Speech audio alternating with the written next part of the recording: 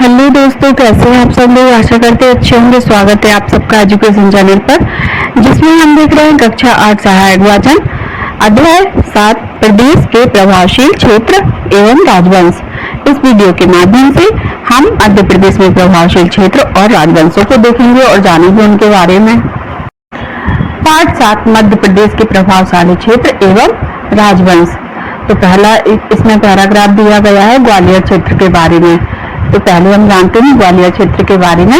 ग्वालियर क्षेत्र में अनेक प्रतापी राजवंशों का उदय और पतन देखा है। इनमें प्रतिहार, कच्छपात, तोमर, मुगल, फिर सिंधिया राजवंशों का नाम उल्लेखनीय है।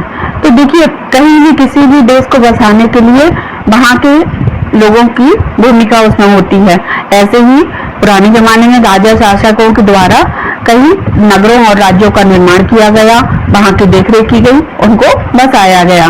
तो ऐसे ही जो मध्य प्रदेश है, मध्य प्रदेश में ग्वालियर क्षेत्र को पहले प्रतिहार, फिर कच्छपात, फिर तोमर और फिर मुगल और फिर सिंधिया वंशों के द्वारा बनाया गया।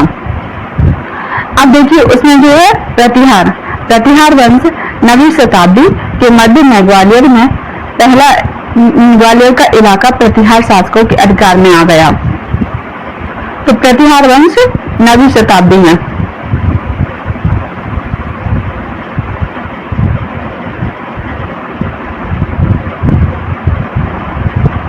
ये देखिए, 9वीं शताब्दी के मध्य ग्वालियर का इलाका प्रतिहार शासक के अधिकार में आ गया। भोज राजा ने प्रतिहार में पर्याप्त कीर्ति अर्जित की। उसके 2 शिलालेख से ग्वालियर के आर्थिक और सामाजिक प्रशासनिक जानकारी मिलती है। तो भी किसी भी इतिहास की जानकारी हमको कहाँ से प्राप्त होती है? वहाँ के शिलालेखों के द्वारा, वहाँ की पांडुलिपियों के द्वारा। तब हमको पता चलता है कि यहाँ पर किस राजा ने किस टाइम पर कैसा शासन किया। फिर आगे जो आए हमारे कच्छपात वंश। कच्छपात वंश राजवंश का प्रथम राजकुमार लक्ष्मण था और अंतिम राजा संभवतः तेजकरण था। सन 1195 में मोहम्मद गौरी के आक्रमण के समय ग्वालियर प्रतिहार सरदार सलक्षण या लोहन देव के अधिकार में था। तो देखिए, यहाँ पर भी पहले कच्छपात वंशों ने अपना शासन स्थापित किया और उसके बाद तेजकरण के बाद मोहम्मद गौरी के आक्रमण के साथ ग्वालियर पर प्रतिहार सरदार। तो मोहम्मद गौरी ने भी कहाँ आक्रमण किया? ग्वालियर पर। तो कच्छपात का शासन कब समाप्त हुआ? जब मोहम्मद गौरी ने वहां पर आक्रमण किया। तो यहाँ पर कुछ हम ऐसे की झलकियां देखते हैं। ये देखिए, पहले के जमाने में कैसे किलाओं का और महलों का निर्माण किया जाता था, कैसे राजाओं के द्वारा पांडुलिपियों का निर्माण करवाया जाता था। वहाँ की लिपि के बारे में हम कैसे जानते हैं? जो वहाँ पर पत्थरों पर लिखा गया है, जिसके द्वारा हमको पता चलता है कि यहाँ की पांडुलिपि ऐसी थी या इस भाषा का प्रयोग वहाँ किया जाता था। इस राजकाल में ये चीजें वहाँ पर मशहूर थी। तो उनकी रहन सहन का, हर चीज का पता हमको वहाँ की जो चित्रलिपि, पांडुलिपि और शिलालेख जो मिलते हैं उनके द्वारा पता चलता है। तो ये है हमारा प्रतिहार वंश का किला जो ग्वालियर में बसाया गया है। कच्छपात के बाद यहाँ पर तोमर 4वीं शताब्दी के अंत में राजपूतों के ग्वालियर क्षेत्र तोमर वंश के अधिकार में आ गया। तो जो राजपूत राजाओं का जो ग्वालियर क्षेत्र था वह किसके राजवंश में चला गया? तोमर के। उन्होंने लोधी सल्तनत के पतन तक यहाँ अपना आधिपत्य बनाए रखा। इस वंश का संस्थापक वीर सिंह देव। इस राजवंश का सबसे विख्यात राजा मानसिंह, और जिसके द्वारा निर्मित मान मंदिर गोजरी महल आज भी पर्यटकों के आकर्षक का केंद्र बना हुआ है। वह संगीत का महान पारखी था। तो संगीत उसको बहुत पसंद था।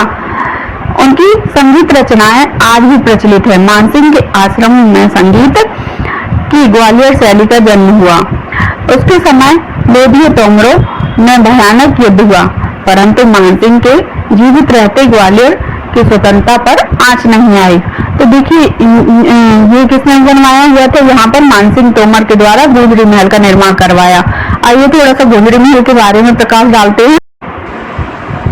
ये रहा हमारा गुंजरी महल। तो ये गुंजरी महल किसने बनवाया था, मानसिंह तोमर के द्वारा इसका निर्माण करवाया गया था। तोमर राजवंश के द्वारा इसका निर्माण करवाया गया था।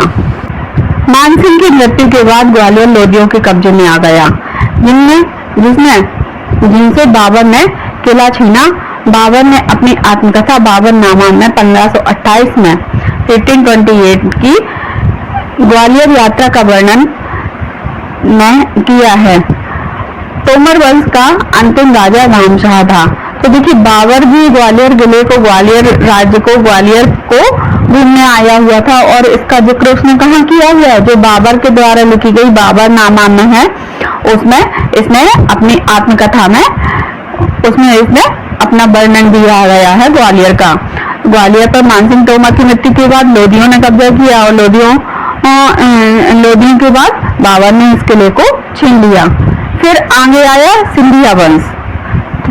ये देखिए सिंधिया वंश आया। सिंधिया वंश की तो बात ही अलग है। आज भी उसने ग्वालियर के किले की देखरेख बहुत ही अच्छे से की हुई है। अभी मैं दिखाती हूँ, पहले इसको पढ़ूं। यहाँ है सन 1715 मतलब 1715 से मालवा पर मराठों के हमले शुरू हो गए। सन 1730-31 मतलब 1730-31 में पेशवा ने मालवा का राजकाज होलकर तथा सिंधिया को सौंप दिया।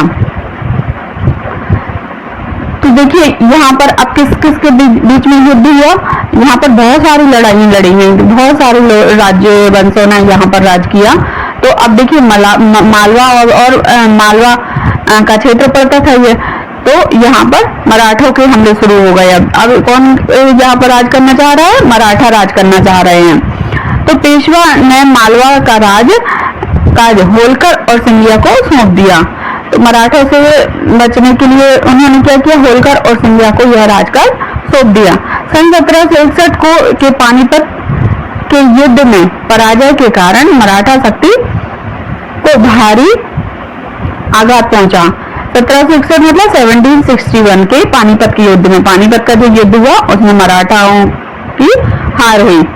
परंतु महादजी सिंधिया ने मराठा प्रभुत्व की पुनः स्थापना की।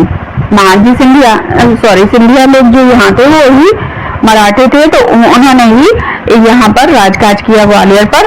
और यहाँ पर जब उनको ये पानीपत का युद्ध हुआ, पानीपत के युद्ध में उनको हार का सामना करना पड़ा। उसी समय ग्वालियर राज्य का क्षेत्र भिंड मुरैना से लेकर उज्जैन मंदसौर तक विस्तृत किया। और जब वही जिस समय वो हार रहे थे उसी टाइम पर उन्होंने भिंड मुरैना से लेकर उज्जैन मंदसौर तक ग्वालियर का क्षेत्र जो है स्थापित किया। सिंधिया राजवंश के शासन में रहा। बाद में यह मध्य भारत के क्षेत्र में शामिल हो गया। तो देखिए उस शासन काल तक ये किसके संरक्षण में रहा, ये रहा सिंधिया राजवंश के। मध्य भारत क्षेत्र 25 रियासतों और राजवाड़ों में ग्वालियर भी शामिल था। तो मध्य प्रदेश है, जो मध्य राज्य है जो हमारे, उसमें कितनी रियासतें शामिल थी, 25 रियासतें शामिल थी। 25 रियासतों से मिलके ये क्षेत्र बना हुआ था। तो आइए थोड़ा सा हम सिंधिया राजवंश का जो महल है उसकी कुछ झलकियां देखते हैं। कितना सुरक्षित और कितना सुंदर दृश्य इसका है। कभी आप ग्वालियर आइए तो इस राजमहल को, जय विलास पैलेस नाम से प्रसिद्ध है, इसको जरूर देखिए। ये देखिए ये बहुत ही सुंदर सुंदर चीजें हैं, आगे चल के देखना आप। अभी जो पुराने हमारे बर्तन हैं, हथियार हैं, सभी कुछ इस वीडियो में आपको दिखाई देगा। ये मैंने बहुत ही मुश्किल से इसको आपको ढूंढ के लेके आए हैं दिखाने के लिए कि मैं ये पार्ट में शामिल करूंगी, तो आपको चीजें सामने से नजर आएंगी, तो आपको पार्ट को समझने में आसानी रहेगी। ये देखिए ये जो जितनी फोटो लगी हुई है ये उनकी पीढ़ी दर पीढ़ी राजा महाराजाओं की लगी हुई है। ये देखिए ये इनका स्नानागार है, स्विमिंग पूल है ये इनका, यहाँ ये लोग नहाते थे। ये इनका स्विमिंग पूल है। आगे देखते हैं हम, ये इनका बैठक है, यहाँ बैठ के बातचीत करते थे, डिसीजन लेते थे। और ये पूरा पुराना ही सब कुछ फर्नीचर वगैरह आज तक पुराना ही सब सुरक्षित करके रखा है। उसकी साफ सफाई देख रेख जो माधवराव जी सिंधिया है ना, उनके संरक्षण में ये आज भी सुरक्षित है। ये इनका बेडरूम है।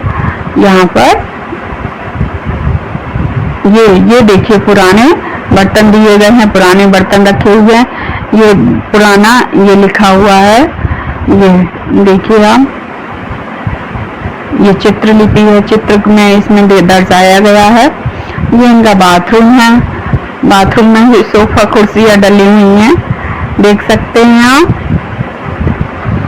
बहुत ही सुंदर दृश्य है यहाँ का। ये फव्वारा है।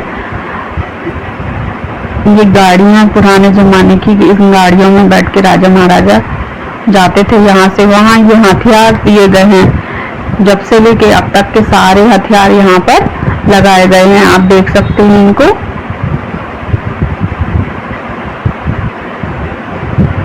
इनको सुरक्षित रखना ही बहुत बड़ी बात है।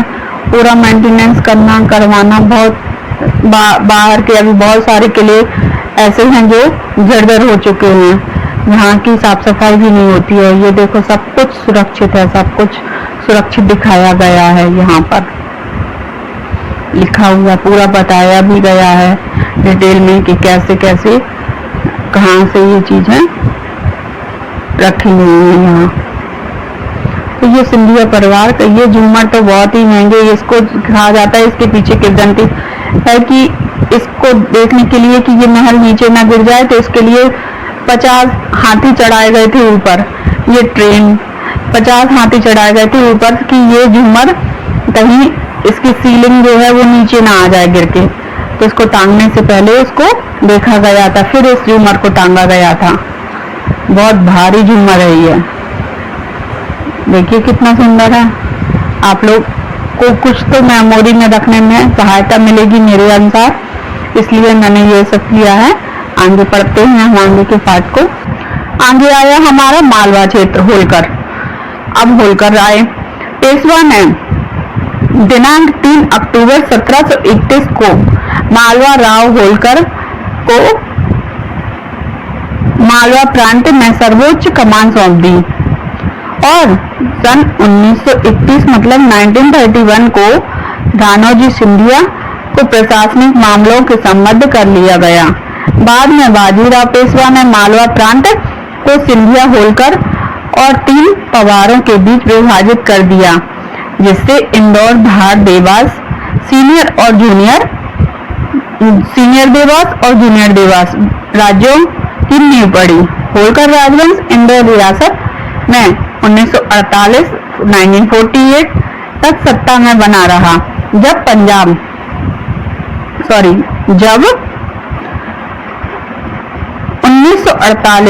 1948 के मध्य भारत राज्य बना तो इंदौर रियासत में का उसमें विलय हो गया। तो देखिए यहाँ पर पहले इंदौर, ग्वालियर, धार 3 भागों में बांट दिया गया, लेकिन जब भारत आजादी के बाद राज्यों का निर्माण हुआ ना, तो भारत का निर्माण हुआ, तो उसमें क्या किया गया, इंदौर रियासत में इनको शामिल कर दिया गया।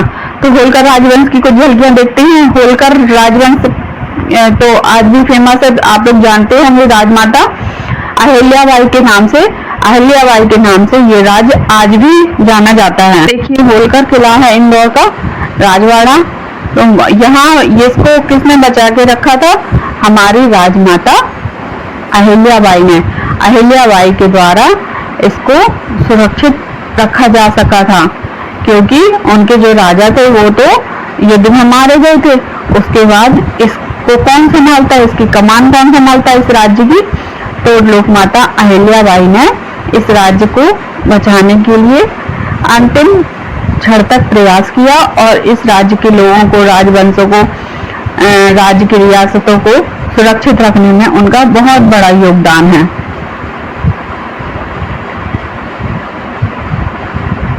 ये महल है उनके द्वारा बनाया गया। फिर आया हमारा ये बुंदेलखंड क्षेत्र। तो बुंदेलखंड क्षेत्र के बारे में तो सभी जानते हैं कि यहाँ महाराजा छत्रसाल के द्वारा इसको संरक्षण प्राप्त हुआ। बुंदेलखंड क्षेत्र लगभग 14वीं शताब्दी के आरंभ में चंदेलों के अधिकार में रहा। लगभग 13वीं शताब्दी में बुंदेलों ने इस क्षेत्र में प्रवेश लिया। चंदेलों के पतन के साथ बुंदेलों का उत्कर्ष प्रारंभ माना जाता है। तो देखिए पहले यहाँ चंदेलों ने निर्माण किया। खजुराहो सभी जानते होंगे, खजुराहो के मंदिरों का निर्माण किसने करवाया? चंदेल राजवंशों ने क्या करवाया, जो बुंदेलखंड में पड़ता है। तो चंदेलों के शासन के बाद यहाँ किसका शासन हुआ? बुंदेलों ने शासन किया। बुंदेलों का उत्कर्ष हुआ और सन 1531 मतलब 1531 में रुद्र प्रताप बुंदेला ने ओरछा में राजधानी की नींव डाली।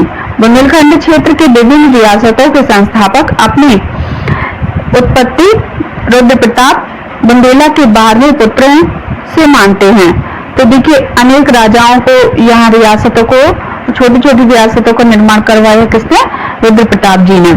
फिर बाद में चंपत राम बुंदेला ने मुगलों के कब्जे के विरुद्ध जीवन भर संघर्ष किया। उनकी मृत्यु के पश्चात उनके पुत्र छत्रसाल बुंदेला ने यह संघर्ष जारी रखा। अंततः बुंदेलखंड से मुगल अधीनता को उतार फेंकने में उनको सफलता मिली। उन्होंने 1675 में पन्ना को अपनी राजधानी बनाया। इलाहाबाद के मुगल सूबेदार मोहम्मद खां बंगश के विरुद्ध छत्रसाल को बाजीराव पेशवा की सहायता लेनी पड़ी और छत्रसाल की वीरता इस उदाहरण से सिद्ध होती है कि 80 वर्ष की आयु में ही वे बुंदेला सेना की कमान संभाले रहे। तो देखिए महाराजा छत्रसाल जो हैं बहुत ही वीर प्रतापी राजा थे। उन्होंने बाजीराव की सहायता से मुगलों को पछाड़ फेंका, मतलब अपने राज्य में कभी भी उन्होंने घुसने नहीं दिया। और उन्होंने ओरछा से राजधानी बदलकर कहाँ कर दी? पन्ना कर दी।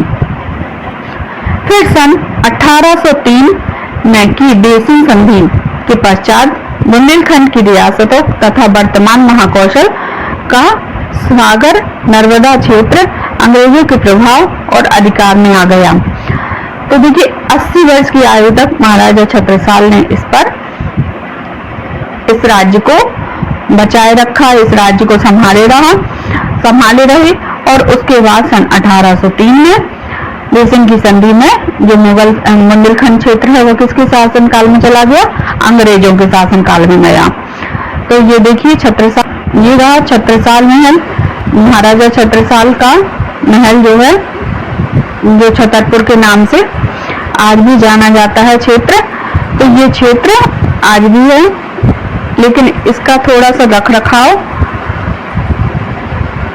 नहीं हो पा रहा, लेकिन बहुत कुछ संभाल के रखा हुआ है। सरकार ने हमारी बहुत कुछ सुरक्षित करके रखा हुआ है, हमारी पुरानी रियासतों को, गढ़ियों को, किलों को। ये देखिए महाराजा छत्रसाल भोपाल रियासत, भोपाल नाम से ही प्रसिद्ध है। किसके द्वारा बनाया गया? भोज के द्वारा, राजा भोज के द्वारा इस राज्य का निर्माण किया गया। भोपाल राजा भोज के राज्य का भाग रहा है। बाद में भोपाल रियासत की नींव दोस्त मोहम्मद खां एक अफगान ने डाली। वह 1696, 1696 और 97 में भारत आया। पहले वह मुगल सेना में था। सन 1715 में उसने भोपाल में देवराज चौहान से जगदीशपुर का इलाका छीन लिया। उसका नाम इस्लाम नगर कर लिया, उसे अपनी राजधानी बनाया। तो देखिए इन्होंने इसका नाम ही चेंज कर दिया। इसका नाम क्या कर दिया? इस्लाम नगर कर दिया। यहाँ देखिए फिर है धीरे धीरे उसने और क्षेत्र जीत लिया। वह स्वतंत्र हो गया और नवाब की उपाधि धारण कर ली। भोपाल रियासतों की यह मुख्य विशेषता है कि 4 पीढ़ियों तक बेगमों का शासन रहा। उनके नाम कुदसिया बेगम। तो देखिए यहाँ पर बेगमों ने भी शासन किया। वो 4 बेगमें थी, कुदसिया बेगम, सिकंदर बेगम, शाहजहां बेगम, सुल्तान जहां बेगम भोपाल में नवाबी शासन 1949 तक बना रहा। 1949 मतलब आजादी के बाद तक। 1 जून 1949 को रियासत भारत में मिला ली गई। तो देखिए भारत का जब निर्माण हुआ तो इसको भी भारत में शामिल कर लिया गया। तो यहाँ पर ये एक पहला राज्य ऐसा था जहाँ पर किसका शासन रहा, बेगमों का शासन रहा। अभी तक मुगल शासन राज्य कर रहे थे या अंग्रेज राज्य कर रहे थे, लेकिन यहाँ पर बेगमों ने शासन किया। तो ये हमारा पाठ यहाँ समाप्त हुआ। राजवंशों के बारे में हमने जाना कि मध्य प्रदेश में कैसे प्रभावशील रहे क्षेत्र और कैसे कैसे उन्होंने अपना अपना राज्य किया। इस वीडियो को हम यहीं समाप्त करते हैं। आगे की वीडियो में इसके प्रश्नोत्तर के माध्यम से इसको और अच्छे से समझेंगे। धन्यवाद।